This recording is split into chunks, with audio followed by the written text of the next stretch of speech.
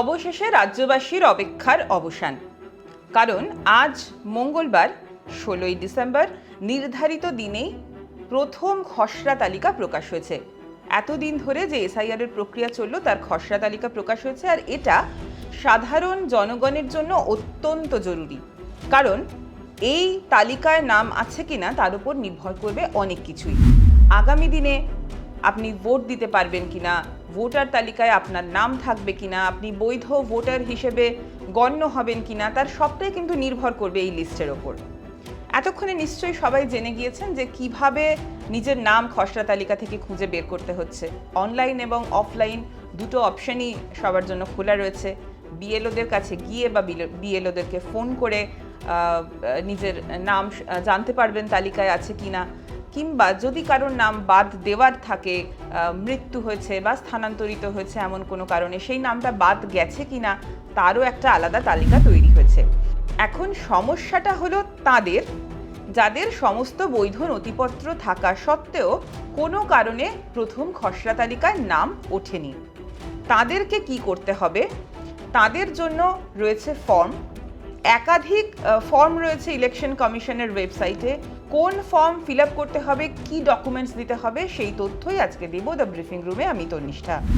Election commission কিন্তু শুরু থেকেই বলেছে যে খসড়া তালিকায় যদি আপনার নাম না ওঠে এবং আপনি যদি পশ্চিমবঙ্গের বৈধ নাগরিক হন এবং দীর্ঘদিনের বাসিন্দা হন, তাহলে আপনার কোনো চিন্তা নেই, আপনার কোনো ভয় নেই, কারণ নাম তোলার সমস্ত রকম ব্যবস্থা আছে। তার জন্য কি করতে হবে? ফর্ম 6 ফিল আপ করতে হবে। কমিশন এটা আগেই জানিয়ে দিয়েছে এবং ফর্ম 6 কিন্তু অনলাইনেও ফিল আপ করতে পারবেন এবং ডাউনলোড করে নিয়ে গিয়ে অফলাইনেও জমা দিতে পারবেন।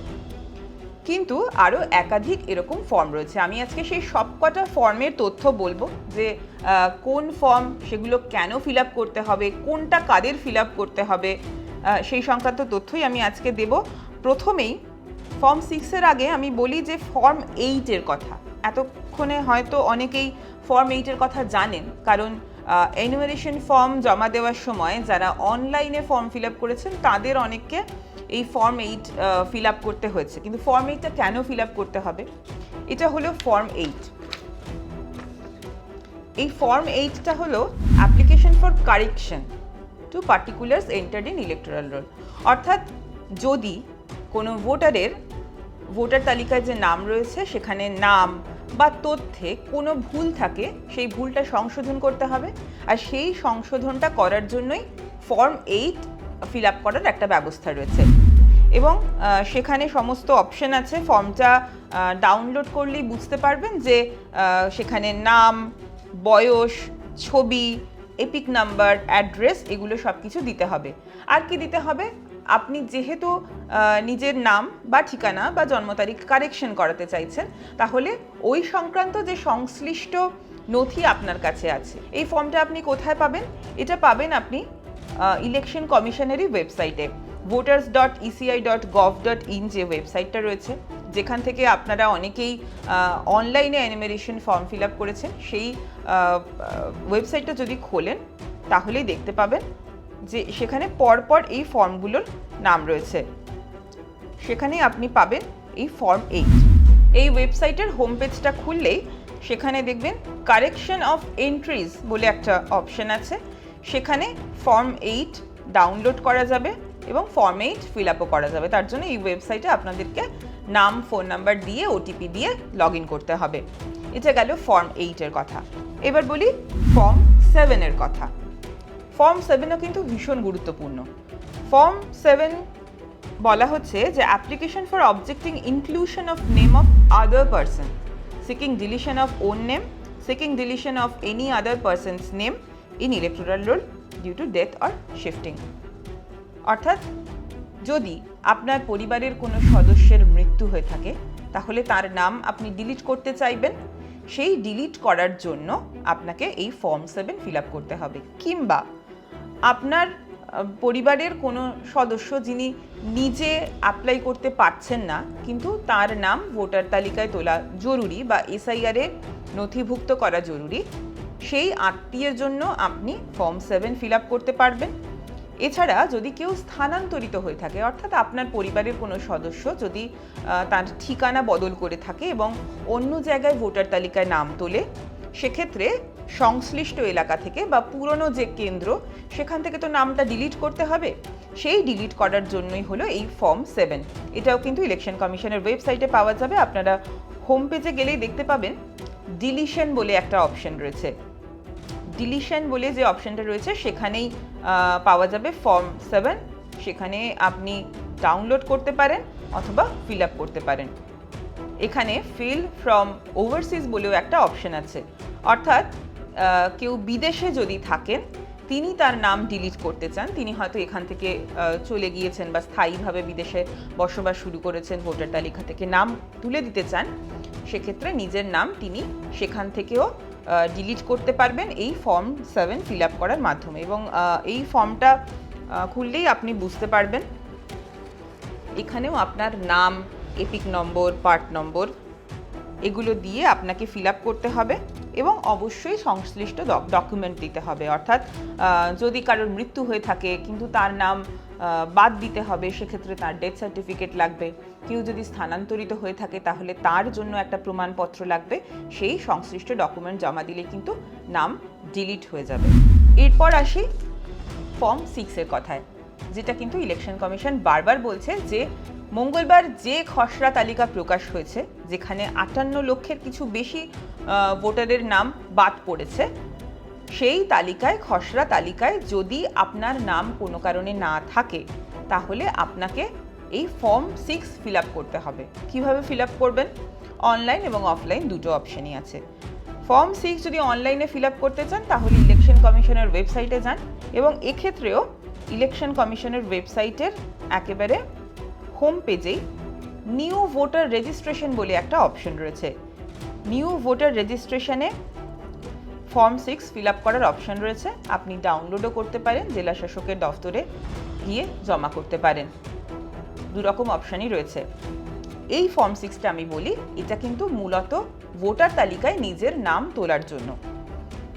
ধরুন নতুন ভোটার হতে পারে, অর্থাৎ যাদের বয়স 18 বছরের ওপরে, তারা যে কেউ এই ফর্মটি ফিল আপ করে নিজের নাম ভোটার তালিকায় তুলতে পারেন। সেটার সঙ্গে মানে এসআইআর এর সম্পর্ক থাকতেও পারে বা নাও থাকতে পারে। কেউ নতুনভাবে নামও তুলতে পারেন, অথবা যদি আপনার নাম এসআইআর এ না আসে সেক্ষেত্রেও আপনি নাম তোলার জন্য এই ফর্ম 6 ব্যবহার করতে পারবেন। এখানে কিন্তু স্পষ্টভাবে লেখা আছে যে application for inclusion of name in electoral role for first time voter or on shifting from one constituency to another constituency। আপনারা নতুনভাবে নাম তোলার জন্য এই ফর্ম ফিল আপ করতে পারেন, অথবা আপনারা যদি ঠিকানা বদল করে থাকেন, এক জায়গা থেকে আরেক জায়গায় চলে গিয়েছেন, সেখানকার সেই সংশ্লিষ্ট কেন্দ্রের ভোটার তালিকায় নিজের নাম তুলতে চাইছেন, সেক্ষেত্রেও এই ফর্ম 6ই হলো অপশন। এক্ষেত্রে কিন্তু নাম, ফটোগ্রাফ, এপিক নাম্বার, অ্যাড্রেস সবটাই দিতে হবে।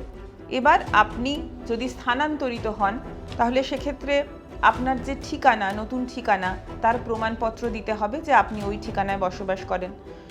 এইভাবে একটা সাপোর্টিভ ডকুমেন্ট দিতে হবে। আর এর সঙ্গে রয়েছে ফর্ম 6-এর সঙ্গেই আরেকটা ফর্ম রয়েছে, সেটা হলো ফর্ম 6A। ফর্ম 6A-টা হলো application for inclusion of name in electoral roll by an overseas elector. Overseas elector মানে এনআরআই মূলত আমরা যাদেরকে বলি, যারা বিদেশে বসবাস করছেন কিন্তু ভারতের ভোটার তালিকায় তাদের নাম আছে এবং তারা নাম রাখতে চাইছেন, অর্থাৎ কোনো কাজের সূত্রে বা পড়াশোনার সূত্রে হয়তো তারা কিছুদিনের জন্য বাইরে গিয়েছেন, ভবিষ্যতে তারা ভারতেই আবার ফিরে আসবেন এবং ভারতের নাগরিক হয়ে থাকবেন। তারা যদি নিজেদের নাম ভারতের ভোটার তালিকায় তুলতে চান বা যদি তাদের নাম এসআইআর এ না এসে থাকে, তারা নিজেদের নাম ইনক্লুড করাতে চান, তাহলে তাদেরকে ফর্ম 6A ফিল আপ করতে হবে। সেক্ষেত্রে কিন্তু ফর্ম 6-এ কোনো কাজ হবে না। এক্ষেত্রেও বলে দিই যে ইলেকশন কমিশনের যে ওয়েবসাইটটা আমি আগেও বললাম, voters.eci.gov.in, এই ওয়েবসাইটের হোম পেজেই নিউ ভোটার রেজিস্ট্রেশন ব্র্যাকেটে এনআরআই এই অপশনটি রয়েছে। সেখান থেকেই আপনি ফর্ম 6A ফিল আপ করতে পারবেন। এবার সবশেষে বলি ডিক্লারেশন ফর্মের কথা। এই যে ফর্ম 6 আপনারা জমা দেবেন, অনলাইনে জমা দিতে পারেন বা অফলাইনে জমা দিতে পারেন, কিন্তু তার সঙ্গে একটা ডিক্লারেশন ফর্ম আছে যেটা হলো অ্যানেক্সার 4 বলা হচ্ছে। সেই ফর্মটাও ইলেকশন কমিশনের ওয়েবসাইটেই অ্যাভেলেবেল, সেটা কিন্তু আপনাদেরকে দিতে হবে। মূলত দুটো ক্ষেত্রেই এই ডিক্লারেশন ফর্মটা দিতে হচ্ছে। একটা হলো ফর্ম 6 অর্থাৎ নতুন করে ভোটার তালিকায় নাম তোলার জন্য, 2 হচ্ছে ফর্ম 8 অর্থাৎ কারেকশন করার জন্য। এবার সব শেষে আপনাদেরকে বলি ডিক্লারেশন ফর্মের কথা। এই যে দেখছেন আমার হাতে এখন যে ফর্মটি সামনেই রয়েছে সেটা হলো ডিক্লারেশন ফর্ম। এই যে ফর্ম 6 যেটা আপনারা যদি খসড়া তালিকায় নাম না উঠে থাকে তাহলে জমা করবেন, অনলাইনে করবেন বা অফলাইনে করবেন, তার সঙ্গে এই ডিক্লারেশন ফর্মটা দিতে হবে যেটাকে বলা হচ্ছে অ্যানেক্সার 4।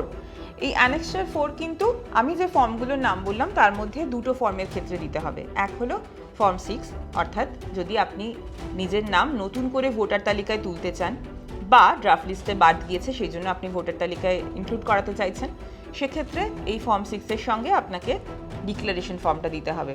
এছাড়া ফর্ম 8 মানে আমি প্রথমেই যে ফর্মটার কথা বলেছি, যেখানে কারেকশনের একটা সুযোগ রয়েছে, যে কেউ স্থানান্তরিত হয়েছেন বা কারোর কোনো নাম ঠিকানা কিছু বদল হয়েছে সেটা কারেকশন করাতে চান, সেই যে পন্থাটা, সেই যে প্রসেসটা, সেই ফর্ম 8-এর সঙ্গেও কিন্তু এই ডিক্লারেশন ফর্ম দিতে হবে। এবং এই ডিক্লারেশন ফর্মটা আপনারা ভালো করে দেখলে বুঝতে পারবেন এটার সঙ্গে কিন্তু ওই এনুমারেশন ফর্মের একটা মিল রয়েছে। এখানেও আপনাকে নাম, বাবার নাম, মায়ের নাম, এপিক নাম্বার সমস্ত কিছু দিতে হবে। আর বিদেশ থেকে যারা ফিল আপ করবেন তাদের ক্ষেত্রে কিন্তু পাসপোর্টের নথি এবং ভিসার নথি এগুলোও দিতে হবে। এই সবকটি ফর্মই আপনারা পেয়ে যাবেন ইলেকশন কমিশনের ওয়েবসাইটে, আমি আবারও বলছি। এছাড়া অফলাইনেও যদি আপনারা ফিল আপ করে জমা দিতে চান সেটাও পারবেন। আর এই ফর্ম 6 ফিল আপ করার পর যদি কারোর নাম বাদ গিয়ে থাকে তাহলে তারা ফর্ম 6-এ অ্যাপ্লাই করবেন এবং তারপরে আসবে শুনানির ডাক বা শুনানির জন্য একটা নোটিশ আসবে। সেটা আজ থেকে অর্থাৎ মঙ্গলবার তালিকা যে প্রকাশ হলো এরপর থেকে আগামী 7 দিনের মধ্যে সেই নোটিশ আপনার কাছে আসবে এবং সেই নোটিশে যে দিনের কথা বলা হবে সেই দিন আপনাকে সংশ্লিষ্ট জায়গায় সম্ভবত কোনো সরকারি দফতরে, কোনো স্থানীয় আপনার বাড়ির কাছের কোনো সরকারি দফতরে সেই শুনানির জন্য একটা ব্যবস্থা করা হবে।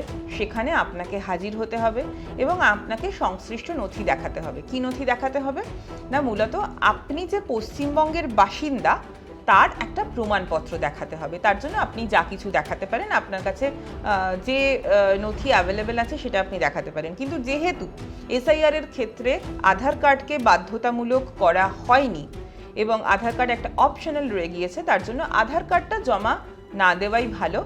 তার বদলে আপনারা এসসি বা এসটি বা ওবিসির কোনো সার্টিফিকেট থাকলে দিতে পারেন, অবশ্যই বার্থ সার্টিফিকেট দিতে পারেন।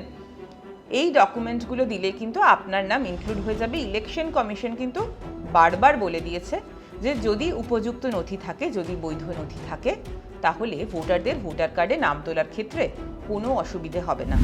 আগামী দিনে এই সংক্রান্ত আরও তথ্য জানতে হলে অবশ্যই নজর রাখুন TV9 বাংলা ডিজিটালের।